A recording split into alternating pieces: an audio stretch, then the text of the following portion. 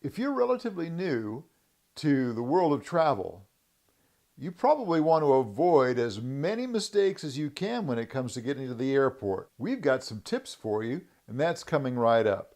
Hi, I'm Arnie of ArnieandJoeAreOnTheGo.com, where we talk travel, tech, and lifestyle. And if you're into any of those three things, let me suggest that you subscribe. Click that big red button down below, and don't forget, click the bell to be notified when we put up new content. Let's dive right in, shall we? We've got 10 ways that people mess up at the airport, or in other words, 10 mistakes that people make when they're at the airport. Number one really is before getting to the airport, and that is not giving themselves enough time. You've got to make sure that you give yourself enough time to get there. You know, if you go and you look, all of the airlines recommend you be there 2 to 3 hours ahead of time. That doesn't mean leave home 2 to 3 hours before. It means to actually be there 2 to 3 hours before your flight. Nothing worse than having to scramble through. You never know how long the lines are going to be when you're trying to go through the TSA these days. Which leads us to our second point. Not being TSA ready. Going up, having lace-up boots that, lace all the way up to your knee or whatever, just be ready when you get in. Have your belt, if you've got a big old metal buckle on your belt, make sure you have that off and ready to go. Put your wallet and things like that into your carry-on baggage ahead of time so that you don't have to empty your pockets out. Wear shoes that are easily removed from your feet. All of these things will make your life so much easier. Additionally, they give you rules for liquids. Don't ignore them. My wife learned that the hard way. She had bought some new expensive, I don't know what it was, and it was too big a bottle, and they threw it away. She was pretty upset. So don't do that. Think ahead. Which leads us to our third tip, and that's to get the TSA PreCheck. Months before you're planning to go anywhere, sign up for TSA PreCheck. It costs a little bit of money, takes a little bit of time because you actually have to go to the airport, take a little interview that they give you, but boy, does it make your life easier when you're going through the airport. It's just one of the best things ever. You don't have to remove your shoes, you don't have to take laptops out.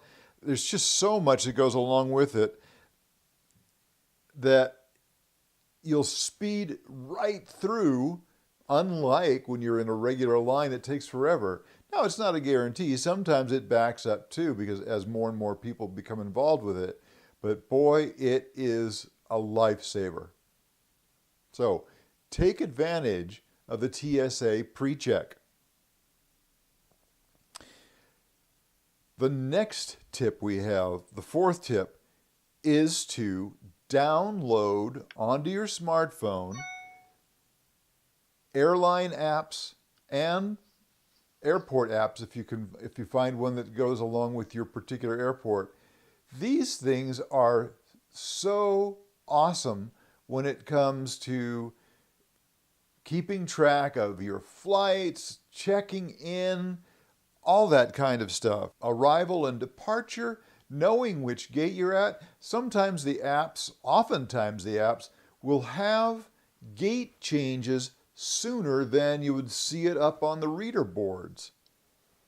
So make sure that you download apps. Don't be app phobic. A lot of boomers seem to be. I see them still using flip phones and stuff like that. Join us with apps. It makes life a lot easier. Okay, that leads us to our next thing. check in ahead of time.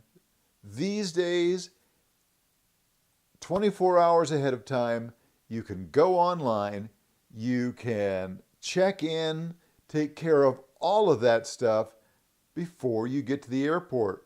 Why stand in line to go up to the counter unless you absolutely have to? Do you have to check in a bag? Do you have some big bags? Then, okay, you probably can't avoid it. But boy, if you're traveling light, which you should be, don't go through the checkout line. Do that ahead of time. And sometimes you'll even be able to select your seat ahead of time. Isn't that nice? Check in online. Our sixth tip goes along kind of with having that app. Check your gates. You know, airlines sometimes change gates without or with little warning. You know, when you signed up, when you bought your ticket, it tells you what gate that you're going to be at and everything. Those things don't always hold 100% true. Sometimes you have to be flexible. You have to be paying attention to where your plane is, where your flight is leaving from. Always be looking. Don't just assume that you're going to go to the gate that's on your ticket. Our seventh tip, not so much flight related as safety, security related. Most airports now have free Wi-Fi. Hallelujah. But be smart about it. They're not typically secure, so don't be sending secure information. Don't be using passwords and that kind of stuff when you're at the airport on unsecured Wi-Fi. Just a smart thing. You don't want to be, finding that somebody's hacked in and emptied your bank accounts or something like that. Number 8, play nice. Play nice with the people around you, the TSA, the counter agents. You're not going to get anywhere being rude and mean to them.